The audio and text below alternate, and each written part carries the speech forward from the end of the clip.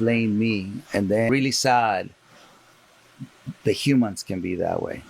To say we've never had so many complaints about a guest. A lot of you get in touch today and they say, we don't like that Cesar. Cesar Milan has become famous as the dog whisperer, the man who can tame the most untrainable dogs, but nude, accused of having a pit bull that bit humans and even killed Queen Latifah's dog. The dog whispering world is reeling today after shocking footage emerged of celebrated dog trainer Cesar Millan breaking down during a live television interview.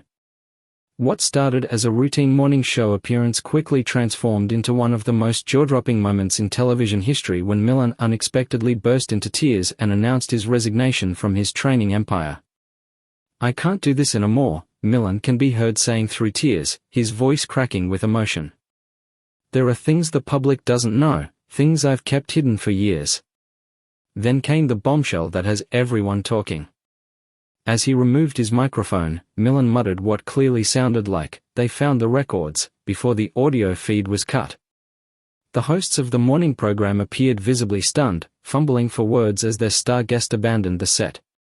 "We're going to take a quick break," stammered the lead anchor, her face frozen in shock as producers frantically signaled from off-camera. Viewers watched in real time as the polished veneer of morning television shattered, revealing the raw panic underneath. As fans struggle to understand what could have driven the normally composed dog whisperer to such an emotional breaking point, many are sharing their own powerful experiences with Millan, highlighting the profound impact he's had on countless lives, both human and canine. Maria Gonzalez sits in her sun-drenched living room in East Los Angeles, surrounded by photos of her Rottweiler, Rex. Her eyes fill with tears of gratitude as she recalls the day she first met Cesar Millan in 2016. "My son Miguel had been diagnosed with severe PTSD after returning from Afghanistan," she explains, gently touching a photo of a young Marine in uniform. "The VA recommended a service dog, but we couldn't afford one. Then Miguel rescued Rex from a shelter, a 2-year-old Rottweiler who had been abandoned and was days away from euthanasia. What followed was a challenging journey. Rex, dealing with his own past trauma, began exhibiting aggressive behaviors that threatened his place in their home. When Rex snapped at a neighbor, animal control became involved, and the dog faced potential euthanasia. Miguel was devastated," Maria recalls. They had formed such a bond, the thought of losing Rex was unbearable for her son. A veteran support group connected Maria with Cesar Millan, who agreed to meet them despite his packed schedule. "He didn't come with cameras or an entourage," Maria remembers with a warm smile. "Just him, in jeans and a t-shirt, sitting on our floor for hours, observing how Rex and Miguel interacted. His humility and genuine concern touched us immediately." What surprised Maria most was how little Millan worked directly with Rex at first. He spent the first day just talking with Miguel, understanding his trauma, his routine, his emotions. He explained that Rex was mirroring Miguel's hypervigilance and anxiety, that the dog was essentially experiencing secondary PTSD. It was a revelation that changed everything. Millan returned daily for nearly 2 weeks, gradually implementing a structured rehabilitation program. He taught Miguel to recognize when his own anxiety was spiking and how that affected Rex. He created exercises where both of them could succeed together, building confidence.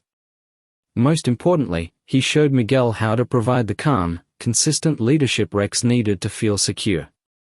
The transformation wasn't instant, but it was profound. Cesar was so patient, Maria emphasizes. He connected them with a local trainer he had personally mentored, who continued the work after Millan returned to his regular schedule. 6 months later, Rex had become a completely different dog, calm, confident, and responsive. A year after that, Rex passed the certification to become Miguel's official service dog, trained to recognize signs of panic attacks and nightmares. Today, Rex helps dozens of veterans, Maria says proudly. Miguel takes him to the VA hospital every week as part of a therapy program. The dog that once faced euthanasia now helps other soldiers heal from trauma. Maria's voice softens as she shares the personal touches that made Millan so special to their family. He called to check on Miguel and Rex for years after working with them. He sent birthday cards to Rex. When Miguel couldn't afford the special training collar Cesar recommended, one arrived in the mail the next day with a handwritten note saying, "I believe in you both." That's the Cesar Millan people don't see on TV, Maria says. The man with the enormous heart who sees potential where others see problems.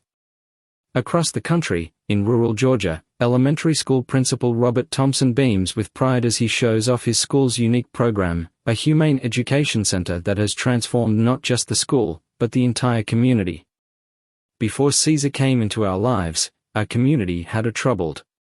Thompson explains the relationship with dogs as we walk through the school's courtyard, where children and carefully selected therapy dogs interact during recess. Dogfighting was once an underground problem, strays were everywhere, and there were several serious dog attacks each year. In 2018, when a third grader from the school was injured by an unrestrained dog, the community was divided and searching for solutions. I remembered watching Cesar's shows and how he always emphasized that dog problems are really human problems, Thompson recalls. On a whim, he sent an email to Milan's foundation, never expecting anything to come of it. To Thompson's amazement, Milan himself called 3 days later.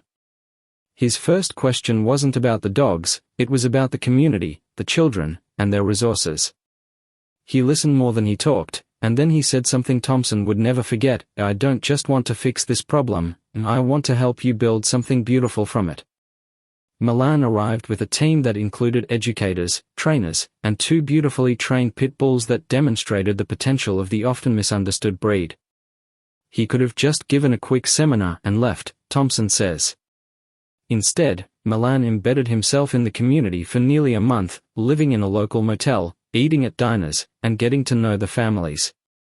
The Dog Whisperer established a multifaceted program, including daily educational sessions at the school about canine behavior and safe interaction, free training clinics for local dog owners, and a mentorship program for teenagers interested in animal welfare careers.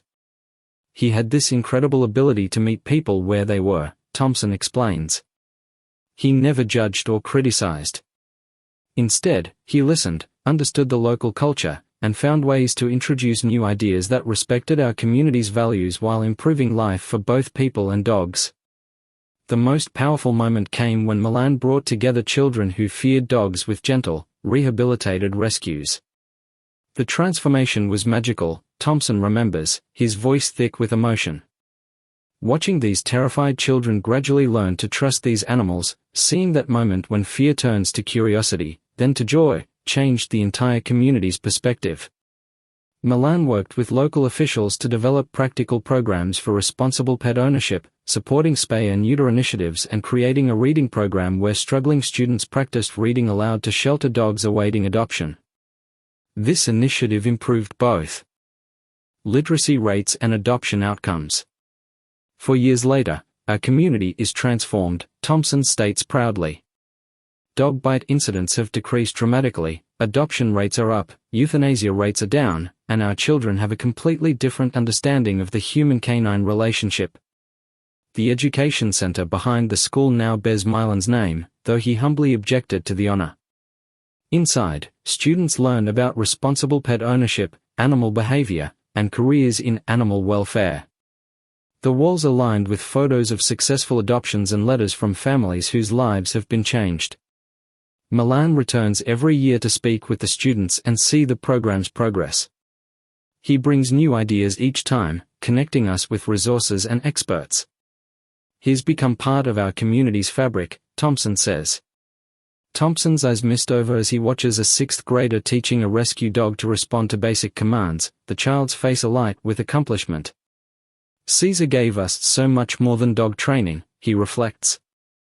He showed us how healing the human-animal bond can change entire communities. He saw potential where others saw only problems, and he gave us the tools to create lasting change.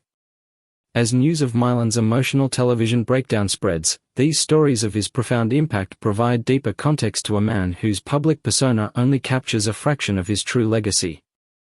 Whatever personal struggles led to today's dramatic resignation, the lives he has touched remain forever changed by his unique gifts and generous spirit. Yet, many who have worked with Milan behind the scenes tell a different story, suggesting the controversy might stem from misunderstandings rather than deliberate deception. What most people don't realize is how much Cesar adapted his techniques for different dogs, explains Michael Rodriguez, who worked as a trainer at Milan's Dog Psychology Center for 5 years. The TV show presented simplified versions of his methods, but in reality, he was constantly adjusting his approach based on each animal's temperament and history. Many criticisms come from people who only saw the edited television version, not his actual daily work with challenging cases. Others point to Milan's extensive work with rescue organizations and shelters as evidence of his genuine commitment to animal welfare. Cesar regularly took on cases that other trainers refused, shares Elena Vasquez, the director of a Los Angeles rescue specializing in difficult-to-place dogs, rehabilitated dogs that would have certainly been euthanized. He often did this on his own time and at his own expense. While professionals might debate specific techniques, the reality is that he saved thousands of dogs that would otherwise have been put down. The financial maneuvering becomes even more suspicious when examining recent business decisions.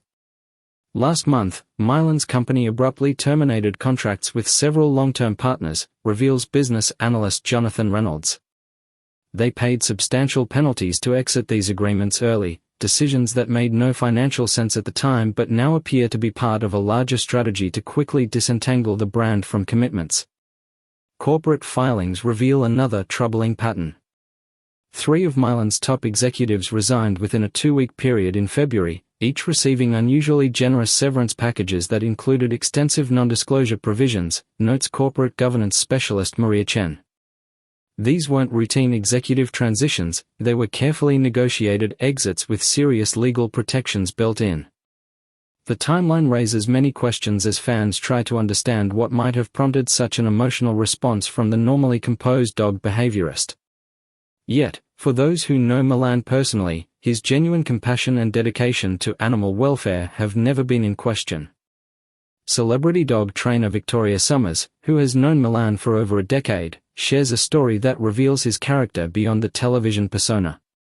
Few people know this, but in 2019, Cesar took a complete break from his packed schedule to help when a devastating wildfire struck California, she explains. He personally coordinated efforts to rescue and rehabilitate hundreds of animals displaced by the fires.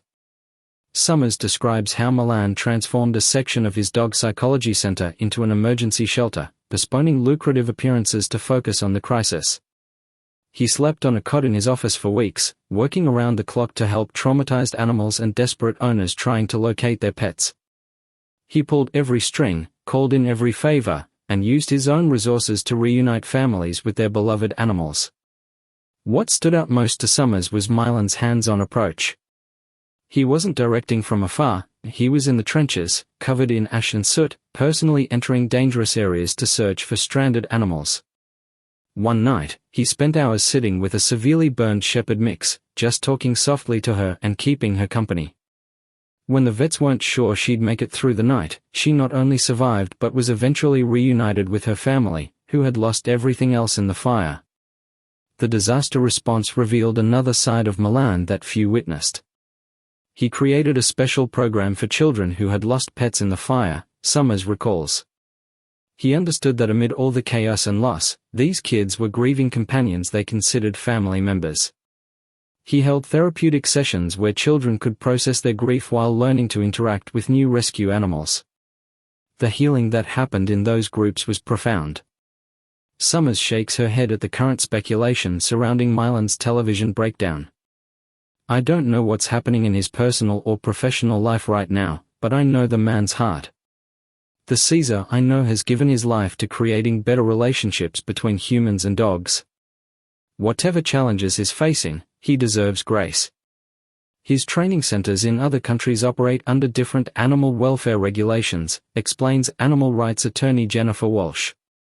If there are allegations of problematic training methods, the legal ramifications could vary significantly across jurisdictions. What might be merely controversial in one country could be potentially illegal in another.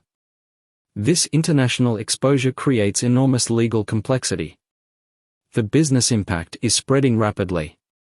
Retailers are in a difficult position, explains consumer products analyst Thomas Reed. They're not pulling products from shelves officially, but we're seeing what's called soft distancing, moving merchandise to less prominent locations, reducing order volumes, and quietly preparing contingency plans to replace the product line if necessary. It's the retail equivalent of slowly backing away from someone who might explode. Even more telling is the response from pet product manufacturers who previously competed for Milan's endorsement. Several companies that were in active negotiations for licensing deals have suddenly gone silent, reveals a licensing agent familiar with these discussions. Contracts that were nearly finalized have been placed on indefinite hold. Marketing plans featuring Milan have been quietly shelved, and the industry is collectively holding its breath. The dog training community has been divided in its response. Many of us have been waiting for this moment of reckoning, admits renowned positive reinforcement trainer Marcus Harrison. The techniques Milan popularized are considered outdated or potentially harmful by many modern trainers, but his celebrity status made it difficult to challenge the approach. There's a generational divide in dog training, and Milan has been the most visible representative of methodologies that many contemporary behaviorists consider problematic. One particularly disturbing account comes from Alexandra Reynolds, who attended a private training session in 2022 with her rescued German Shepherd. "What I witnessed still haunts me," she reveals, visibly emotional. "My dog was struggling with fear aggression after being abused by previous owners. The methods used in the private session were nothing like what I'd seen on TV. When I expressed concern, I was told that cameras change the approach and that real rehabilitation requires more intense methods. I left after 20 minutes, and my dog was traumatized for weeks afterward. When I tried to share my experience online, I received a cease and desist letter within 48 hours. Reynolds isn't alone. Several former clients have begun speaking out despite legal threats. There was an incident in 2021 with a high-profile celebrity client. I can't name names due to NDAs, but their dog was injured during a demonstration of dominance techniques, claims a former facility employee. The entire incident was covered up. The celebrity was paid a significant settlement, medical records were altered to indicate a pre-existing condition, and everyone present was required to sign extensive non-disclosure agreements with severe penalties. However, some trainers caution against rushing to judgment. Whatever is happening with Cesar personally, we should separate the individual from broader discussions about training methodology, argues veteran trainer Rebecca Moore. There are legitimate debates about different approaches to animal behavior, and those nuanced conversations shouldn't be reduced to scandal or personality. The training community needs thoughtful evaluation, not sensationalism. This measured response has been drowned out by the escalating crisis surrounding Milan's brand. Digital forensics experts examining the limited footage available have discovered something viewers missed. Milan arrived at the studio alone, without his entourage, and carried documents in his inner jacket pocket that he repeatedly touched during the interview. When the host began discussing his upcoming projects, his hand moved to this pocket, then the emotional breakdown began. That behavioral pattern, repeatedly touching or checking a concealed document, is consistent with someone carrying what they perceive as high-stakes evidence, notes former FBI behavioral analyst Robert Taus. It's a self-soothing gesture, but also a verification behavior. Whatever was in that pocket represented something significant to his emotional state. The psychological toll appears to have been building for months. There was an incident at a private training session with a high-profile client where Cesar just stopped mid-demonstration and stared into space for nearly a minute, shares one witness. When he resumed, his entire demeanor had changed. He seemed almost like a different person, hesitant, uncertain, almost questioning his own methods. The client was understandably confused, but staff quickly intervened and escorted them to another area while Cesar was privately whisked away. This episode reportedly occurred after Milan received a phone call just before the session began. He took the call in private, but those nearby could hear him repeatedly saying, "How did you find this? And that's impossible," recalls a staff member who was present that day. When he emerged, his face was ashen. That's when his behavior became erratic during the training demonstration. Another insider recalls a separate incident from December. Cesar was reviewing footage from an upcoming episode when he suddenly demanded that an entire segment be deleted. It featured a particular training technique he'd used countless times before, but suddenly he was insisting that it couldn't air. When the producer questioned him, he simply said, "We can't defend this anymore." The room went silent. Nobody knew what he meant by anymore. What had changed? Multiple sources confirmed that around the same time, Milan began reaching out to former critics and competitors in the dog training world, people he had previously dismissed or even publicly criticized. "He contacted me out of the blue in January," reveals Dr. Karen Wilkins, a veterinary behaviorist who had published papers critiquing his methods. He claimed he wanted to open a dialogue about evolving approaches to canine behavior. The conversation was strained, but what struck me was that he seemed to be almost seeking permission or absolution. He kept asking if certain training approaches could cause lasting harm and whether such harm could remain hidden for years. It was concerning. This wasn't an isolated incident. His public appearances became increasingly erratic in February, notes an event coordinator who worked on several of Milan's speaking engagements. He would request last-minute changes to presentations, removing specific content about training techniques and replacing it with more general motivational material. During Q&A sessions, he began deflecting technical questions about his methods, something he never used to do. What remains particularly suspicious is what happened with Milan's upcoming book. The manuscript underwent dramatic revisions just weeks before publication, reveals a source familiar with the publishing process. Entire chapters were removed at the last minute, which is virtually unheard of that late in the process without delaying publication. The sections removed primarily focused on his specific training protocols and the science he claimed supported them. The order to revise the manuscript reportedly came directly from Milan himself following a mysterious meeting with an unidentified academic visitor. This professor type showed up at the compound unannounced in January, shares a household staff member. Security initially tried to turn him away, but when Cesar heard who it was, he immediately cleared his schedule. They spent hours in his private office with the door locked. When the visitor finally left, Cesar looked shaken. The next morning, he made that urgent call to his publisher. What makes this incident particularly intriguing is that, according to publishing insiders, the removed chapters contained what Milan had described as scientific validation of his techniques. He had been promoting these chapters to his team as the definitive proof that his methods were scientifically sound, explained someone familiar with the original manuscript. He claimed to have research backing his approach. Then, suddenly, those exact chapters, the ones he had been most proud of, were the ones he demanded be removed. As emotional tributes continue to pour in from around the world, it's clear that whatever prompted today's dramatic moment, Cesar Milan's legacy of compassion, second chances, and healing will continue through the countless animals and families whose lives he's touched. That impact can never be erased.